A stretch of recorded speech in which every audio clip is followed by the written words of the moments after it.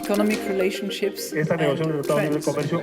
And we cannot afford a billionaire class. México no se ha acabado. Que 7 países a los cuales... America now has the best Es que economy. el país Me han está... escuchado decirlo anteriormente. No nos volverán a sacar. Decisiones con Susana Sáenz.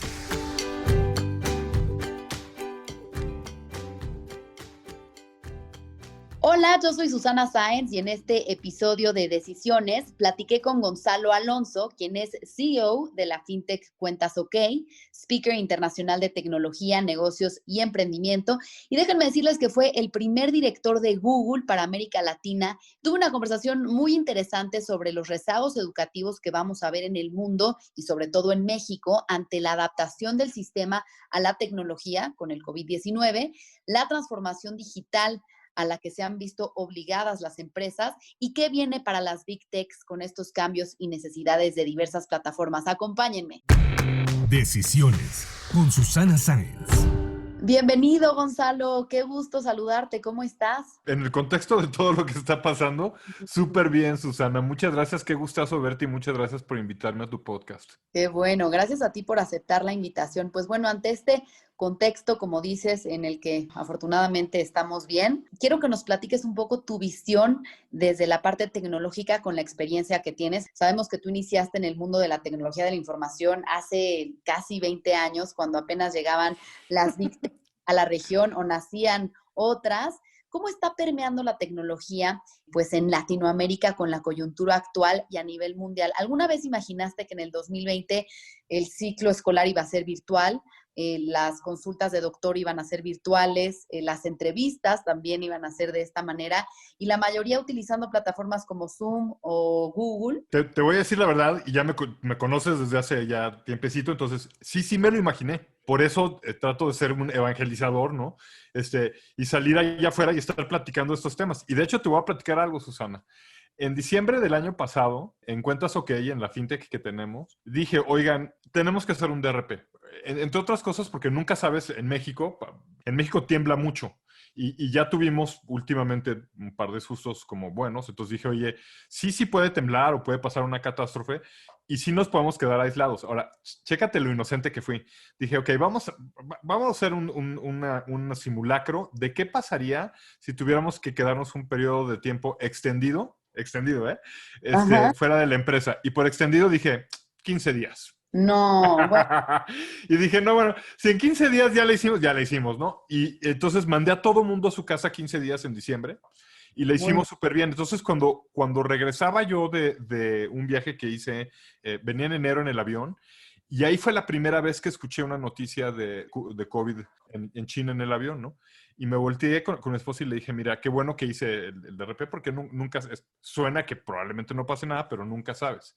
Corte a 6 meses en nuestras casas, ¿no? O sea, no sospechaba que esto puntualmente pudiera pasar, pero sí, o sea, sí tenía en la mira que algo podía pasar. Ahora, que podía durar un año, no, ni aguamazos. Oye, y en una entrevista que escuchaba que te hicieron, dices que llegamos 10 años antes a muchos logros de la tecnología de lo que se había predicho, pero ahora con esta coyuntura, pues ¿cuántos años crees que nos adelantamos a cosas que quizá venían después o todavía no llegamos a eso? Muchísimo, Susana, muchísimo más de lo que todo el mundo creíamos. En tu última pregunta no te contesté algo que es importantísimo y es, ¿cuánto se aceleró esto por COVID? Muchísimo, por 10 o por 11. Entonces te voy a poner 2 o 3 ejemplos que yo siempre pongo, ¿no? En mi negocio, en Cuentas OK, tenemos uno de nuestros socios, es un banco. Y yo platiqué con ellos en enero y les dije, oigan, ¿cómo ven el futuro de la banca? Remota, ¿no? No, la banca no puede ser remota. Nosotros tenemos que estar con nuestros clientes, ya sabes, las firmas, las manos, la cara, la corbata, el traje. Tú estás muy metida en el sector de negocios, los conoces muy bien. No es crítica, es observación, ¿no? Sí. Y ellos tuvieran jurado y perjurado que no hubiera sido posible hacer su negocio remotamente. Y ahora los primeros que no han ido a la oficina son la banca de alto nivel. Esos sí están encerradísimos en sus casas. Y viene a probar de que cuando lo necesitas hacer, lo haces. Entonces, por ejemplo, en Zoom acaba de liberar un reporte muy, muy impresionante en donde hay incrementos onda de 165 y 170% del uso en trabajo remoto. Ujú. Y estamos entrando en un periodo, Susana, muy, muy curioso en donde la educación, ¿no? Va a tener una transformación acelerada con muchos efectos, algunos benéficos, algunos no tan benéficos, pues porque, claro, yo nunca me hubiera imaginado que en 2020 hubiéramos obligado al sistema más, uno de los sistemas más tradicionales del mundo, a cambiar como han cambiado, ¿no? Y están en shock. Están en absoluto shock. Una muy buena noticia que seguir en las próximas semanas y en los próximos meses es el abandono de estudiantes, sobre todo en el sector privado. Es un poco los papás diciendo, la escuela no está preparada para esto, para un kinder o para una... y no hay nada que puedan hacer remotamente que yo no pueda hacer. Entonces, ¿por qué le voy a pagar a la escuela? Claro. En primaria, secundaria y preparatoria estamos viendo un abandono espantoso. Primero, porque hay padres de familia que no pueden pagar. Y segundo, porque muchos padres de familia no creen en la habilidad de la academia de en meses, semanas, ponerse al día y darle educación de calidad contra lo que cobran. Entonces es todo un relajo que estamos viendo. Pero a todo esto, mira, hay una empresa en Nueva York que se llama Altimeter Group que se dedica a medir esto así todo el tiempo, ¿no? Transformación digital, la mide y la expresa. Y una de las cosas que está constantemente midiendo son, por ejemplo, servicios, ¿no? No, pues claro, los servicios se adelantaron 5 años. Los doctores es uno, por ejemplo. No voy a decir quién, pero yo tengo un doctor que antes de entrar a esta pandemia, llegabas a su oficina y tenía un papelito pegado que decía, no se hacen consultas por WhatsApp. Yo conozco a varios de esos. Bueno, ese mismo doctor, ¿cómo crees que me lleva consultando ya 5 meses? Oye, y por supuesto que le pago, ¿eh? O sea, no te creas que no le... Entiendo que muchas cosas no se pueden tratar vía Zoom o WhatsApp porque no te pueden diagnosticar ciertas cosas, ¿no? Claro, pero a mí me lleva tratando este cuate 3 años, yo ya tengo 50, sabe perfecto que me duele, que no, que tengo, que no. Entonces, sería una tontería de su parte en decirme, no, pues no te puedo consultar. Entonces, pues, por este mismo medio, ¿no? Me dice, a ver, tómate la presión, pues tengo una maquinita, me tomo la presión, a ver, tómate el oxímetro, pues me pongo un oxímetro, oye, ¿cómo te sientes del esto y del otro y lo que hay? Y ¿sabes qué? Me manda la receta por el Uber, y ni modo, o sea, esa es la transformación. Entonces, estos cuates que te digo que miden todo, que se llaman Altimeter Group, hicieron una encuesta y dijeron, a ver, ¿cuál es el acelerador número 1 de tu transformación digital 2019-2020? Hicieron 4 opciones, ¿no? Tu jefe, o sea, el CEO, el CTO, el CFO o COVID. Y COVID ganó por 76-77%, ¿no? O sea, el que transformó a marchas forzadas todo esto es sin lugar a dudas COVID, ¿no? Pero bueno, en México creo que ahí sigue habiendo un reto muy importante que es la baja penetración en conectividad, ¿no? Esa es una. Y la otra es, y aun cuando hay conectividad, el mal servicio de conectividad que tenemos, inclusive en lugares como la Ciudad de México. Yo te voy a poner un ejemplo. En la empresa tenemos en el Valle de la Ciudad de México distribuidos a diferentes personas. Ya sabemos quiénes de nuestros compañeros tienen mal ancho de banda y no pueden hacer cosas como tener el video al mismo tiempo que el audio, ¿no? Y ahí sí ni cómo ayudarlos, porque a ver, si la empresa les pudiera dar un bono para contratar más ancho de banda, pues buenísimo. Pero en esas zonas no hay más ancho de banda. De ahí nuestra decisión, Susana, de pues no podemos conectar a las escuelas por internet. Tiene que ser la televisión y las televisoras tienen que ayudar. Y vamos de regreso a los 70s o a los 60s. Precisamente hablando de la educación, mencionabas la deserción escolar en pues primaria, secundaria, bachillerato, quizá por parte de los alumnos, pero en el tema de maternal, algo que creo que pues le preocupa mucho a los padres de familia, a mamás como a mí, por ejemplo, es pues que los niños tan chicos tengan que estar frente a una computadora tanto tiempo. Tú escribiste en algún momento un artículo que decía que la digitalización infantil no es poner a los niños frente a las pantallas, pero ahora con las clases online conozco escuelas que quieren que los niños estén conectados 4, 5 horas diarias, ¿no? Entonces, ¿cómo lograr este sano desarrollo y una interacción digital adecuada?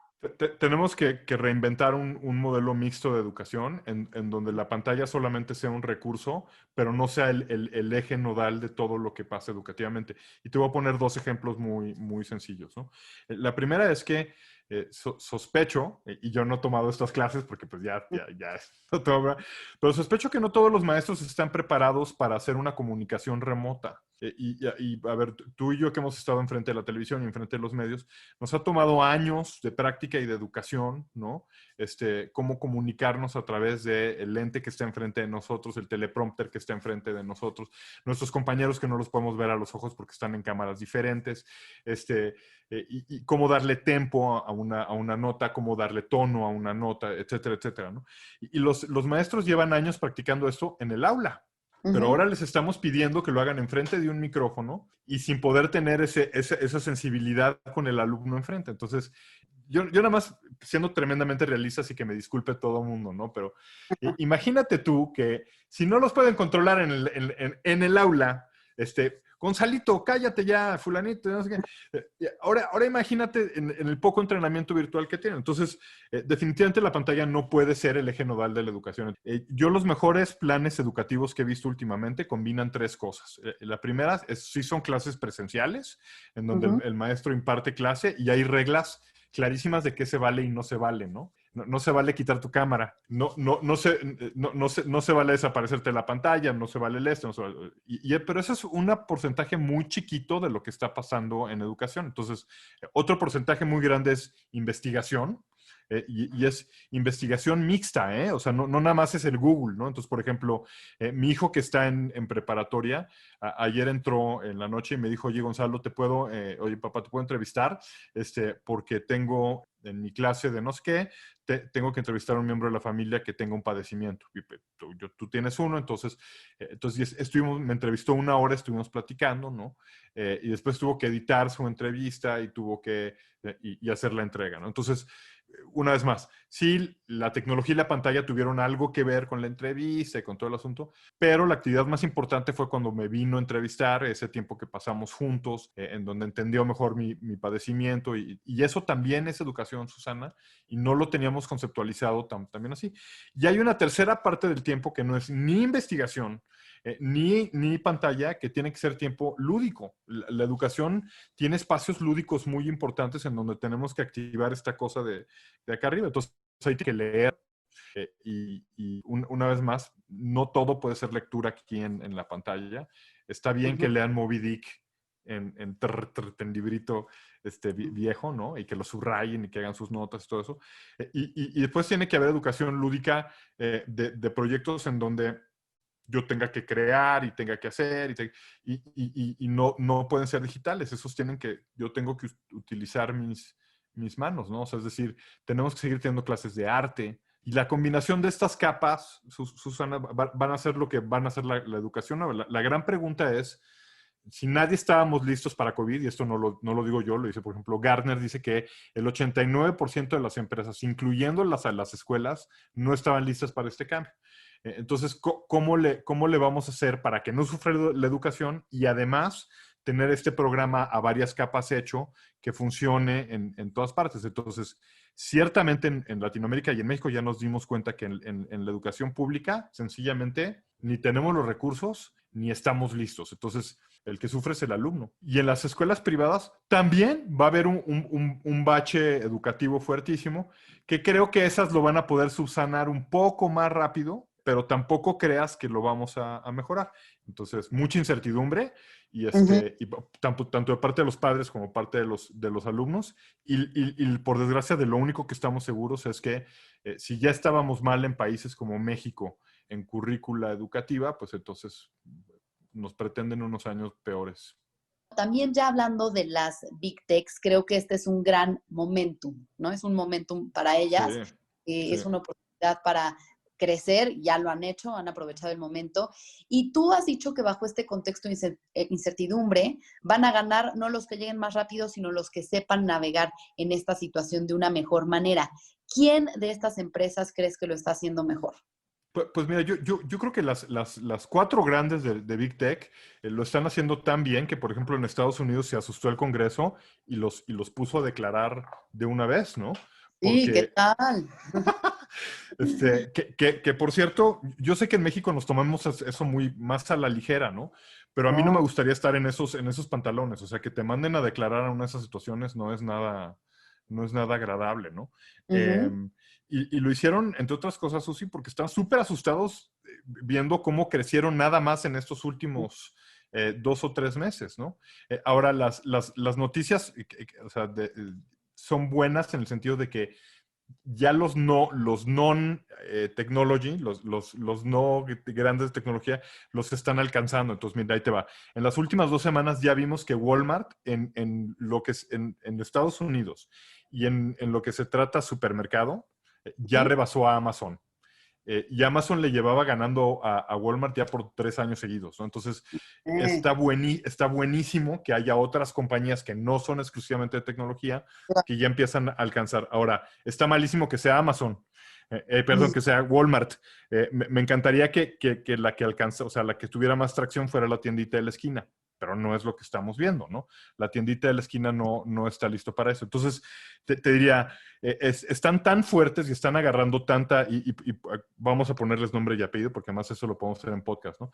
Amazon, Google, Facebook, pues estas son Apple, estas son las 4 grandes que estamos viendo, y todas han crecido espectacularmente. Y esto ha salpicado al ecosistema en formas no tan negativas. Por ejemplo, en Argentina, las 3 compañías que ya lograron hacerse públicas en Estados Unidos, que son Globant, Mercado Libre y Despegar, ¿no? Están viviendo momentos impresionantes en cotización en la bolsa. Entonces, para tu programa de ganadores y perdedores, esos son ganadores big time ganadores, ¿no?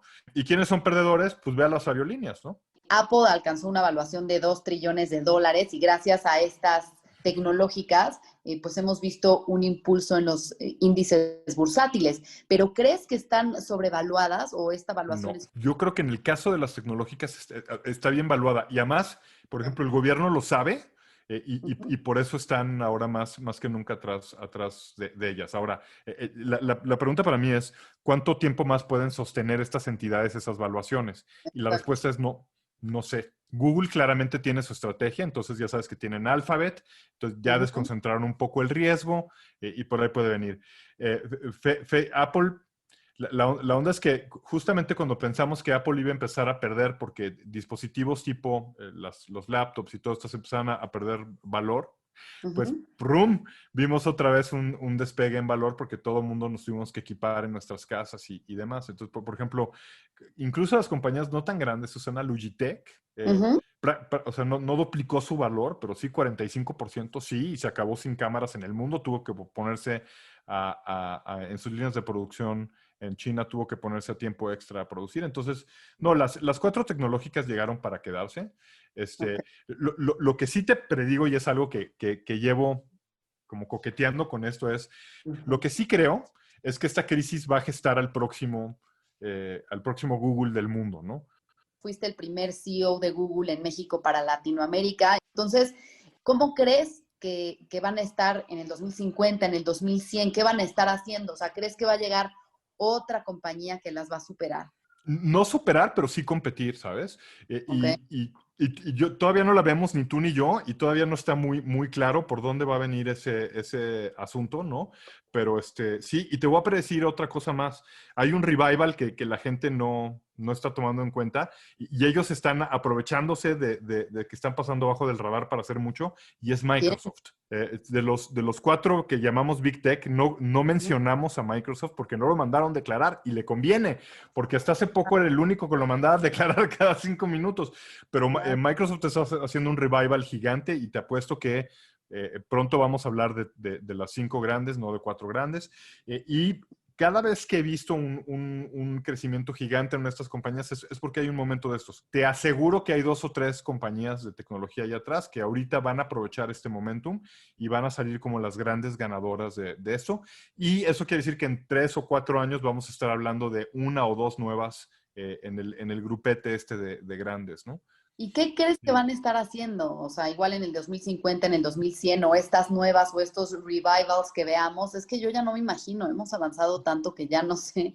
Yo creo que cuando menos una de estas que vamos a ver va a democratizar finanzas, ¿sabes? Entonces va a venir a países como México a ayudar a incrementar temas como bancarización, transaccionalidad. Entonces, en México una de mis grandes preocupaciones, y en serio no lo digo de bla, bla, bla, sino sí me preocupa, ¿no? Es, supongamos por un momento que arregláramos los temas que tenemos políticos, sociales, y entonces, y entidades como el Banco del Bienestar fuera funcional.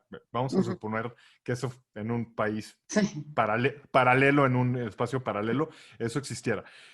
Como están las condiciones dadas ahorita, aunque el Banco del Bienestar fuera funcional, ¿cómo le hacemos llegar todos esos recursos a las personas que están completamente desconectadas? Y olvídate de Internet, ¿no? Desconectadas del ámbito financiero formal, desconectadas de socialmente las funciones que hace ese ámbito financiero. Entonces, no les podemos hacer llegar esos recursos, aunque los tengamos, aunque los bancos sean funcionales, aunque queramos. Entonces, si no hay nuevas tecnologías o nuevas compañías que lleguen y cierren esa brecha, yo sigo viendo a dos terceras partes del mundo desconectadas de finanzas, ¿no? Entonces, creo que ahí vamos a ver algo revolucionario en los próximos 3 o 4 años, por ejemplo. Pues digo, creo que es algo que ya están haciendo las fintechs como la tuya, Cuentas OK, pero que siento que en la administración pasada se le estaba dando mucho impulso, ¿no? Y decían, somos de los países de Latinoamérica con un ecosistema fintech más grande y lo estamos terminando con esta ley fintech que estaban estudiando y que finalmente te lanzaron, ¿no? Pero ahora, hablando con muchos emprendedores del sector, y ya me dirás tú también, pues me dicen que no sienten el apoyo de las ciudades. O sea, en estos momentos sería una gran oportunidad para que las fintechs precisamente hicieran lo que tú mencionabas, ¿no? Que a través de sus plataformas ayudaran a distribuir los créditos, los apoyos gubernamentales a las comunidades que no tienen acceso a estos bancos, o justamente para cuidarse del COVID, no tener que ir a una sucursal bancaria, no tener que ir a oficinas de gobierno. Sí, y yo ya no pido tanto sofisticación, o sea, vámonos a cosas mucho más sencillas. ¿Qué tal que nos toman a todos una firma digital, biométrica? Porque además ya sabemos que vamos a estar en esta situación, la gran mayoría de nosotros, mucho tiempo. Entonces, ¿qué tal que nos ponemos de acuerdo en una firma electrónica? Entonces, que voy a una institución mexicana, entrego X papeles, me toman una foto una vez, dactilares o lo que sea, y esa ya es mi firma digital. Y entonces ya sí puedo firmar mi testamento en tiempos de COVID, puedo firmar, ¿no? Pues, imagínate el riesgo de saber que te puedes morir, pero no puedes hacer un testamento porque no puedes ponerte enfrente de alguien, porque solamente firmando enfrente de alguien es como puedo asegurar mi sucesión, ¿no? Entonces, yo empezaría por eso, ¿no? Entonces, y sí creo que la administración pasada tuvo ahí unos pasitos tímidos, incluso, por ejemplo, gobierno digital tuvo sus primeros pasos y empezó a hablar de esto, pero sí se abandonó y ahora vivimos todos estamos peor que solamente no tener firma digital. Ahorita es de fifís tener firma digital.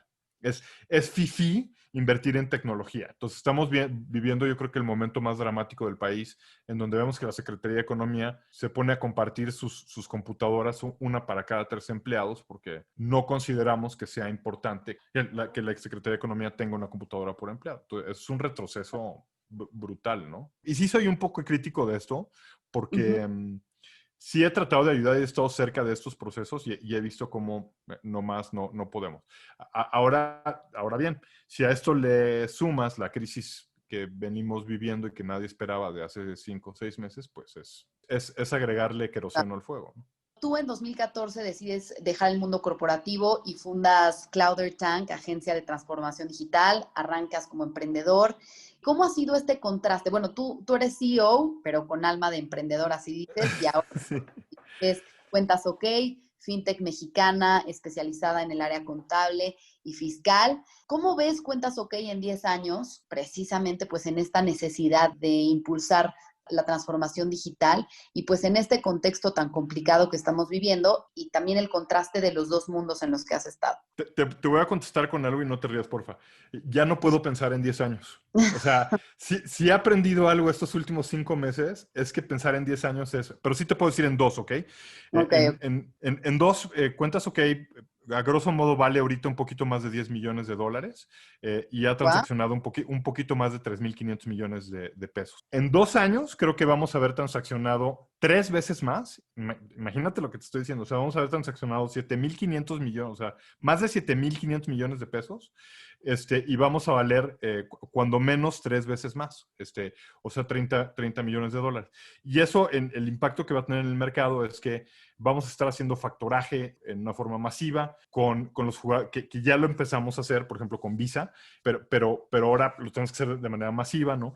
Vamos a estar ofreciendo estos servicios a literal cientos de miles de empresas mexicanas que necesitan controlar y manejar sus empresas desde su casa, y esto ya no va a cambiar. Entonces, esta situación que estamos viendo se va a quedar así. Entonces, o queremos volvernos una norma para la transacción mexicana, y ahí vamos en 2 años. En 10, sí no tengo ni... Ok, no, está perfecto. Está cañón, sí, está cañón. Como sabes, este podcast se llama Decisiones, así que me gustaría que nos compartieras cuál ha sido la decisión más importante que has tomado en tu vida. Ándale, híjoles. Conectar cabeza antes de boca. A ver, espérame. La decisión más importante que he tomado en mi vida. Pues probablemente la decisión más importante que he tomado en mi vida hasta ahorita ha sido emprender. Porque fíjate que tuve que dejar todo lo que... O sea, tuve que volver a empezar. Entonces me acuerdo que cuando tomé esa decisión, la frase que me acompañó fue, no tengo miedo de volver a empezar. Y eso es lo que me decía todo el tiempo a mí mismo. ¿Cuántos años tenías ahí? Fue hace 7 años. Entonces tenía 43 y 26, 20 y tantos años de vida corporativa. O sea, muchísimos. Y por eso también creo que fue tan importante, ¿sabes? Porque tú dirías, la decisión más importante de tu vida fue cuando empezaste a trabajar con Google. Y te diría, sí, eso marcó mi vida para siempre. Pero todavía tenía para allá adelante, o sea, ahí tenía 29 años o tenía 30 años, ¿no? Entonces tenía mucho para rifármela, ¿no? Ya a los 43 te la empiezas a rifar, ¿no? Claro. Y te voy a decir algo, a los 50 creo que todavía no me daría miedo de volver a empezar, pero ciertamente ya lo ves más escabroso, ¿no? Sí, No, claro. ya no es lo mismo, ¿no? No, Entonces, pero sí, yo creo que emprender fue la decisión más importante de mi vida. mucho valor requiere eso, sin duda. Y bueno, Sí. ahora preguntas de opción múltiple. ¿Qué prefieres, Office o Google Suite? Google Suite, pero Google toda la vida. Porque además, yo estuve en la creación de las dos para los mercados internacionales, y te puedo decir que la que más cambia por mucho el futuro del mundo es Google, ¿no? Darth Vader, Obi-Wan Kenobi o Luke Skywalker. Esa me cuesta un trabajo horrible. Es una cosa espeluznante. Entonces, te lo voy a contestar así. En mi obra de sexto de primaria actué como Luke Skywalker. Entonces, Ok. ahí claramente quería ser Luke Skywalker. Después, en mis épocas corporativas, siempre tuve 1 o 2 Darth Vaders en mi escritorio. Entonces, claramente me identifiqué con Darth Vader. Y ahora, claramente me identifico con Obi-Wan Kenobi. Entonces, Bien. como que cada uno en una etapa diferente de mi vida, ¿no? ¿Qué usas, Android o iPhone? iPhone, fíjate. Para la crítica de mis adolescentes y la gente que me rodea, iPhone, sí. No, ¿por qué crítica? Yo soy partidaria de iPhone. Sí. ¿Coche o bici? Bici toda la vida. Llevo sin ser dueño de coche 6 años. Bien. No tengo coches, no tengo coche en mi casa. Ando en bici todo el día, sí. ¿Mac o PC? Mac, fíjate. ¿Perros o gatos? En la casa tenemos literal, y no te estoy exagerando, tenemos 5 gatos adoptados y hasta hace poco eran 2 perros adoptados. Murió uno, ahora tenemos una. Entonces, si te digo gatos, mi hija se enoja conmigo y no me habla mucho. Si te digo perros, arman una junta de consejo aquí los gatos y no me dejan entrar a mi cuarto después. Entonces, te tengo que decir que adoro a los dos. Es el yin y yang de mi vida, los gatos y los perros. Finalmente, ¿Zoom o Microsoft Teams? Fíjate que Zoom, la gente de Microsoft que va a decir que no la quiero porque ninguna de las dos opciones que me diste, pero la verdad es que la que me ha sacado del hoyo desde hace mucho tiempo, en donde grabo yo mi contenido como tú ahorita, o sea, es Zoom. Entonces le guardo un cariño especial, pero debo decir que Microsoft está haciendo un muy buen un trabajo con Teams, y necesitamos que todos hagan un muy buen trabajo porque estas son las plataformas que vamos a usar, ¿no? Pues muchas gracias por compartir con nosotros tu tiempo. Gonzalo Alonso, CEO de la FinTech Cuentas OK, speaker internacional de tecnología, negocios y emprendimiento, y quien fue el primer director de Google para América Latina. en México. Muchas gracias por compartirnos tu visión y pues los retos que enfrentamos ante esta pandemia con tu expertise en la tecnología. Sigamos en contacto. Muchas gracias a ti, Susana, y un saludo a todo el mundo. Gracias. Si te gustó este podcast, recuerda suscribirte en Spotify, Apple Podcast o en mi canal de YouTube. Califícalo y comparte. También me puedes mandar tus comentarios o propuestas de a quién te gustaría que entrevistara en mis redes sociales. En Instagram y en Twitter me encuentras como @suscience y en Facebook /suscience3. Nos escuchamos el próximo miércoles.